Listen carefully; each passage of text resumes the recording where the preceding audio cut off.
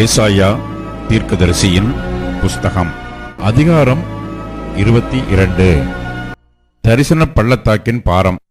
உன்னில் உள்ளவர்கள் எல்லாரும் வீடுகளின் மேல் ஏறுவதற்கு உனக்கு இப்பொழுது வந்தது என்ன?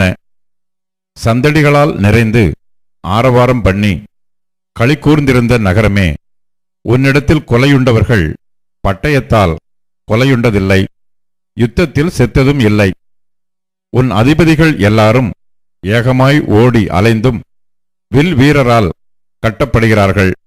உன்னில் அகப்பட்ட யாவரும் தூரத்துக்கு ஓடியும் ஏகமாய் கட்டப்படுகிறார்கள். ஆகையால் என்னை நோக்கி பாராதேயுங்கள். என் ஜனமாகிய குமாரத்தி பாழாய்ப்போனது நிமித்தம் மனங்கசந்து அழுவேன். எனக்கு ஆறுதல் சொல்ல வராதேயுங்கள் என்கிறேன். சேனைகளின் கர்த்தராகிய ஆண்டவராலே இது தரிசன பள்ளத்தாக்கிலே அமளியும் மிதியுண்குதலும் கலக்கமும் உள்ள நாளாயிருக்கிறது. இது அலங்கத்தை தகர்த்து பர்வதத்துக்கு நேரே ஆர்ப்பரிக்கும் நாளாயிருக்கிறது. ஏலாமியன் அம்பாரத் தூணியை எடுத்து ரதங்களோடும் காலாட்களோடும் குதிரை வீரரோடும் வருகிறான். கீர் கேடகத்தை வெளிப்படுத்தும். மகா வடிவான உன் பள்ளத்தாக்குகள் ரதங்களால் நிரப்பப்படும். குதிரை வீரர் வாசல்கள் மட்டும் வந்து அணிவகுத்து நிற்பார்கள். அவன் யூதாவின் மறைவை நீக்கி போடுவான். அந்நாளிலே வன மாளிகையாகிய ஆயுதசாலையை நோக்குவாய். நீங்கள் தாவீது நகரத்தின் இடிதல்கள் அநேகமாயிருப்பதைக் கண்டு கீழ்க்குளத்து தண்ணீர்களை கட்டி வைத்து எருசலேமின் வீடுகளை எண்ணி அலங்கத்தை அரணிப்பாக்கும்படி வீடுகளை இடித்து 2 மதில்களுக்கு நடுவே பழைய குளத்து தண்ணீர்களுக்கு ஒரு அகலை உண்டு பண்ணுவீர்கள். ஆனாலும் அதைச் செய்தவரை நீங்கள் நோக்காமலும் அதை ஏற்படுத்தி தூரத்திலிருந்து வர பண்ணினவரை கவனியாமலும் போகிறீர்கள். சேனைகளின் கர்த்தராகிய ஆண்டவர் அக்காலத்திலே அளவும் புலம்பவும் மொட்டையிடவும் இரட்டு உடுத்தவும் கட்டளையிட்டார். நீங்களோ சந்தோஷித்து களித்து ஆடு மாடுகளை அடித்து இறைச்சியை சாப்பிட்டு திராட்சரசத்தை குடித்து புசிப்போம் குடிப்போம் நாளைக்கு சாவோம் என்று சொல்வீர்கள். மெய்யாகவே நீங்கள் சாக மட்டும் இந்த அக்கிரமம் உங்களுக்கு நிவர்த்தியாவதில்லை என்று சேனைகளின் கர்த்தராகிய ஆண்டவர் சொல்லுகிறார் என்பது என் செவி கேட்கும்படி சேனைகளின் கர்த்தரால் தெரிவிக்கப்பட்டது. சேனைகளின் கர்த்தராகிய ஆண்டவர் உரைத்ததாவது: நீ அரமனை விசாரிப்புக்காரனும் பொக்கிஷக்காரனுமாகிய செப்னா என்பவனிடத்தில் போய் சொல்ல வேண்டியது என்னவென்றால், உயர்ந்த ஸ்தலத்திலே தன் கல்லறையை வெட்டி கண்மலையிலே தனக்கு வாசஸ்தலத்தை தோண்டுகிறவனைப் போல நீ உனக்கு இங்கே கல்லறையை வெட்டும்படிக்கு உனக்கு இங்கே என்ன இருக்கிறது? உனக்கு இங்கே யார் இருக்கிறார்கள்? இதோ பலவான் ஒருவனை துரத்துகிற வண்ணமாக கர்த்தர் உன்னை துரத்திவிட்டு நிச்சயமாய் உன்னை மூடி போடுவார். அவர் உன்னை உண்டையைப் போல அகலமும் விசாலமுமான தேசத்திலே சுழற்றி எறிந்து விடுவார். அங்கே நீ சாவாய். அங்கே உன் மகிமையின் ரதங்கள் உன் ஆண்டவனுடைய வீட்டுக்கு இகழ்ச்சியாக இருக்கும். உன்னை உன் நிலையை விட்டு துரத்தி விடுவேன். உன் ஸ்தானத்திலிருந்து நீ பிடுங்கி போடப்படுவாய். அந்நாளிலே இல்க்கியாவின் குமாரனாகிய எலியாக்கிம் என்னும் என் ஊழியக்காரனை நான் அழைத்து உன் வஸ்திரத்தை அவனுக்கு தரித்து உன் கச்சையால் அவனை எடைக்கட்டி உன் அதிகாரத்தை அவன் கையிலே கொடுப்பேன். அவன் எருசலேமின் குடிகளுக்கும் யூதாவின் வம்சத்துக்கும் தகப்பனாயிருப்பான். தாவீதுடைய வீட்டின் திறவுகோலை அவன் தோளின் மேல் வைப்பேன். ஒருவரும் பூட்டக்கூடாதபடிக்கு அவன் திறப்பான், ஒருவரும் திறக்கக்கூடாதபடிக்கு அவன் பூட்டுவான். அவனை உறுதியான இடத்திலே ஆணியாக கடாவுவேன். அவன் தன் தகப்பன் வீட்டுக்கு மகிமையான சிங்காசனமாக இருப்பான். அதன்மேல் அவன் தகப்பன் வம்சத்தாராகிய புத்திரர் பௌத்திரருடைய மகிமை அனைத்தையும் சிறிதும் பெரிதுமான சகல பானபாத்திரங்களையும் தூக்கி வைப்பார்கள். உறுதியான இடத்தில் கடாவப்பட்டிருந்த ஆணி அந்நாளிலே பிடுங்கப்பட்டு முறிந்து விழும். அப்பொழுது அதன் மேல் தொங்கின பாரம் அருந்து விழும் என்று சேனைகளின் கர்த்தர் உரைக்கிறார். கர்த்தரே இதை உரைக்கிறார் என்று சொல் என்றார். ஏசாயா தீர்க்கதரிசியின் புஸ்தகம் அதிகாரம் 23. தீருவின் பாரம். தர்ஷீஸ் கப்பல்களே, அலறுங்கள். அது வீடு இல்லாதபடிக்கும் அதில் வருவார் இல்லாதபடிக்கும் பாழாக்கப்பட்டது. இந்த செய்தி கித்தீம் தேசத்திலிருந்து அவர்களுக்கு தெரிவிக்கப்படுகிறது. தீவுக்குடிகளே, மௌனமாயிருங்கள். சீதோனின் வர்த்தகர் சமுத்திரத்திலே யாத்திரை பண்ணி உன்னை நிரப்பினார்கள். சீகோர் நதியின் மிகுந்த நீர்ப்பாய்ச்சல்களால் விளையும் பயிர் வகைகளும் ஆற்றங்கரையின் அறுப்பும் அதன் வருமானமாயிருந்தது. அது ஜாதிகளின் சந்தையாயிருந்தது. சீதோனே, வெட்கப்படு. நான் இனி கற்ப வேதனைப்படுகிறதும் இல்லை, பெறுகிறதும் இல்லை. இளைஞரை வளர்க்கிறதும் இல்லை, கன்னிகைகளை ஆதரிக்கிறதும் இல்லை என்று சமுத்திர கோட்டையான கடல்துறை சொல்லுகிறது. எகிப்தின் செய்தி கேட்கப்பட்டதினால் நோய் உண்டானது போல தீருவின் செய்தி கேட்கப்படுவதினாலும் நோய் உண்டாகும். கரைதுறை குடிகளே, நீங்கள் தர்ஷீஷ் மட்டும் புறப்பட்டு போய் அலறுங்கள். பூர்வ நாட்கள் முதல் நிலை பெற்று களி கூர்ந்திருந்த உங்கள் பட்டணம் இதுதானா? பரதேசம் போய் சஞ்சரிக்கிறதற்கு அவள் கால்களே அவளை தூரமாய் கொண்டு போம். கிரீடம் தரிப்பிக்கும் தீர்வுக்கு விரோதமாக இதை யோசித்து தீர்மானித்தவர் யார்? அதன் வர்த்தகர் பிரபுக்களும் அதன் வியாபாரிகள் பூமியின் கனவான்களுமாமே. சர்வ சிங்காரத்தின் மேன்மையை குலைக்கவும் பூமியின் கனவான்கள் யாவரையும் கன ஈனப்படுத்தவும் சேனைகளின் கர்த்தரே இதை யோசித்து தீர்மானித்தார். தர்ஷீஷின் குமாரத்தியே, நதியைப் போல நீ உன் தேசத்தில் பாய்ந்து போ, உனக்கு அணை இல்லை. கர்த்தர் தமது கையை சமுத்திரத்தின் மேல் நீட்டி ராஜ்யங்களை குலுங்க பண்ணினார். கானானின் அரண்களை அழிக்க அவர் அதற்கு விரோதமாய் கட்டளை கொடுத்து, ஒடுங்குண்ட கன்னியாகிய சீதோன் குமாரத்தியே, இனி களி கூர்ந்து கொண்டிராய். எழுந்து கித்தீமுக்கு புறப்பட்டு போ, அங்கும் உனக்கு இளைப்பாறுதல் இல்லை என்றார். கல்தேயருடைய தேசத்தை பார், அந்த ஜனம் முன் இருந்ததில்லை. அசீரியன் வனாந்தரத்தாருக்காக அதை அஸ்திபாரப்படுத்தினான். அவர்கள் அதன் கோபுரங்களை உண்டாக்கி அதன் அரமனைகளை கட்டினார்கள். அவர் அதை அழிவுக்கென்று நியமித்தார். தர்ஷீஸ் கப்பல்களே, அலறுங்கள். உங்கள் அரண் பாழாக்கப்பட்டது. அக்காலத்திலே தீரு ஒரு ராஜாவுடைய நாட்களின்படி 70 வருஷம் மறக்கப்பட்டிருக்கும். 70 வருஷங்களின் முடிவிலே தீருவுக்கு சம்பவிப்பது வேசியின் பாடலுக்கு சமானமாயிருக்கும். மறக்கப்பட்ட வேசியே, நீ வீணையை எடுத்து நகரத்தை சுற்றித் திரி.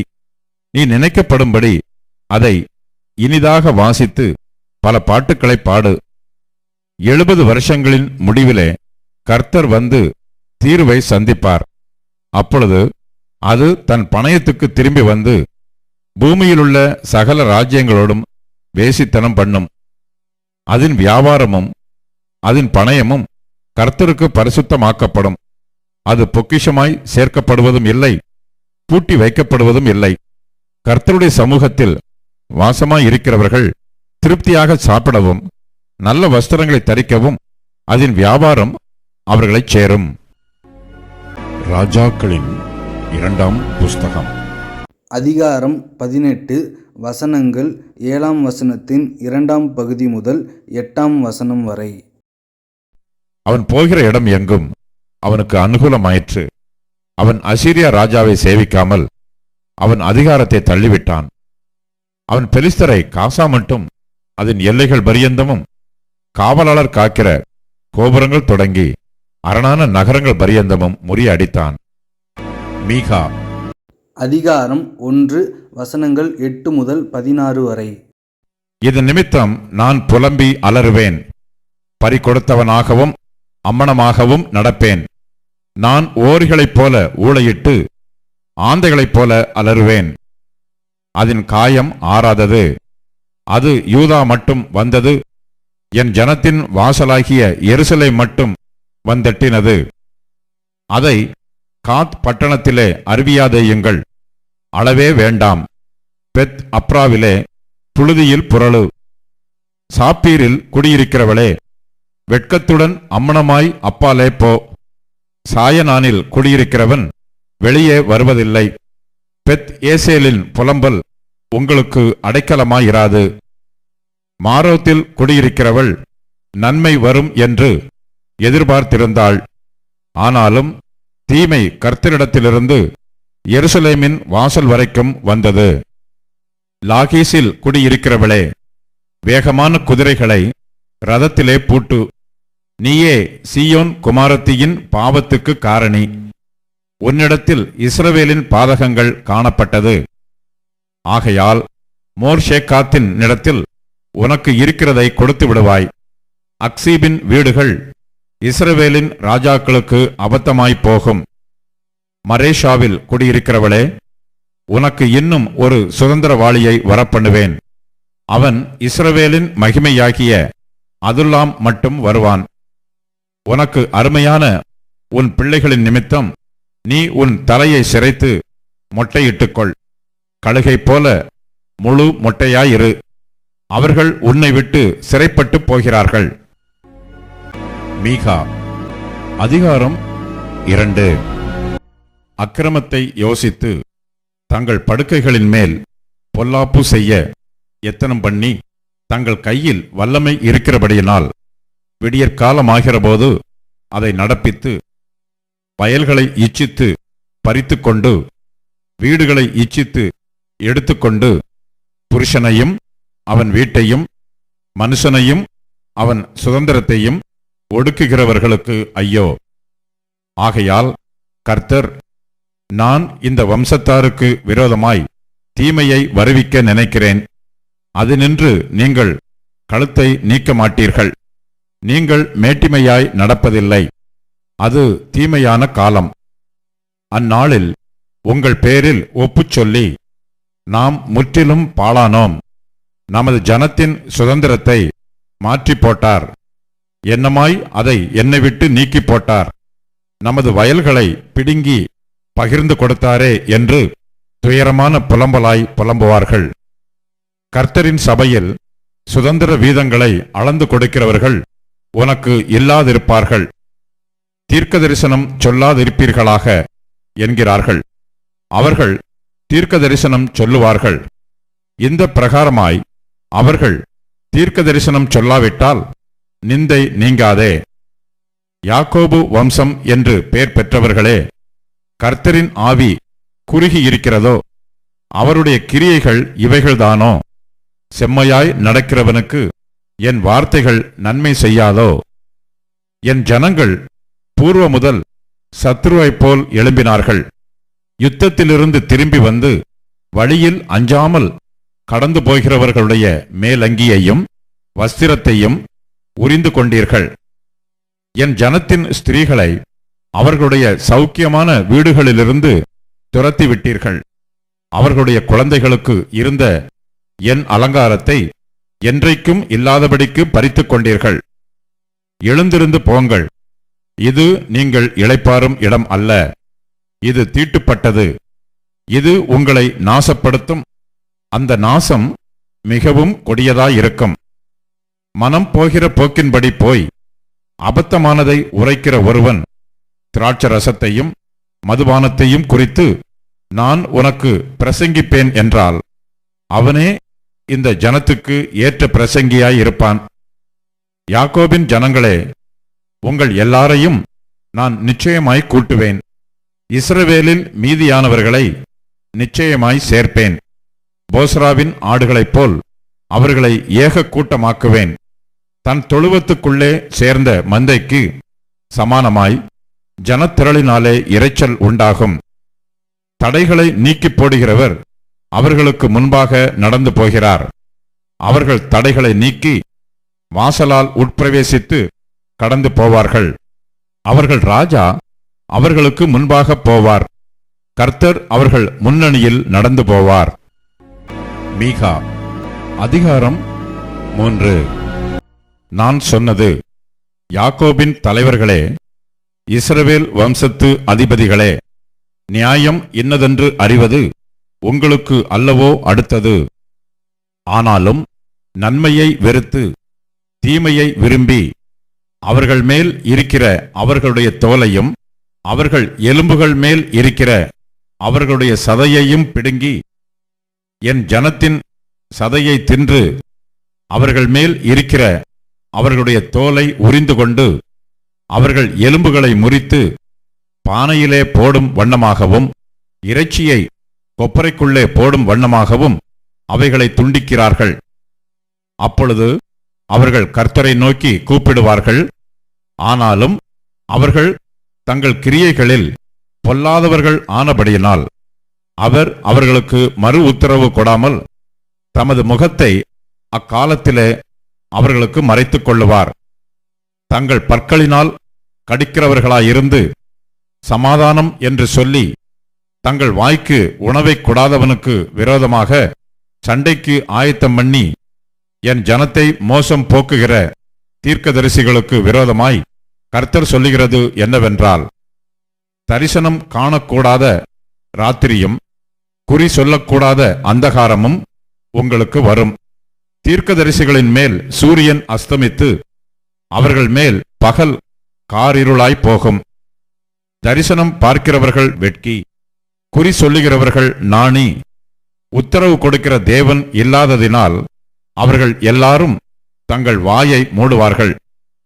நானோ யாக்கோபுக்கு அவன் மீறுதலையும் இஸ்ரவேலுக்கு அவன் பாவத்தையும் அறிவிக்கும்படி கர்த்தருடைய ஆவி அருளிய பலத்தினாலும் நியாயத்தினாலும் பராக்கிரமத்தினாலும் நிரப்பப்பட்டிருக்கிறேன். நியாயத்தை அருவருத்து செம்மையானவைகளையெல்லாம் கோணலாக்கி சீயோனை இரத்தப் பழியினாலும் எருசலேமை அநியாயத்தினாலும் கட்டுவிக்கிற யாக்கோபு வம்சத்து தலைவர்களே, இஸ்ரவேல் வம்சத்து அதிபதிகளே, இதை கேளுங்கள். அதன் தலைவர்கள் பரிதானத்துக்கு நியாயம் தீர்க்கிறார்கள். அதன் ஆசாரியர்கள் கூலிக்கு உபதேசிக்கிறார்கள். அதன் தீர்க்கதரிசிகள் பணத்துக்கு குறி சொல்லுகிறார்கள். ஆகிலும் அவர்கள் கர்த்தரை சார்ந்து கொண்டு, கர்த்தர் எங்கள் நடுவில் இல்லையோ, தீங்கு எங்கள் மேல் வராது என்கிறார்கள். ஆகையால் உங்கள் நிமித்தம் சீயோன் வயல் வெளியைப் போல உளப்பட்டு எருசலேம் மண்மேடுகளாய்ப்போம். ஆலயத்தின் பர்வதம் காட்டு மேடுகளாய்ப்போம்.